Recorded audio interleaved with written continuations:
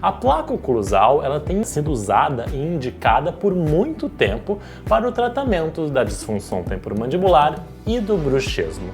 Mas você conhece 5 tipos diferentes de placa? Hoje a gente sabe que não é qualquer tipo de placa oclusal. Elas existem espessuras diferentes e existem até formatos, mais na anterior, mais na posterior, formatos diferentes de placas oclusais indicados para determinados diagnósticos de DTM.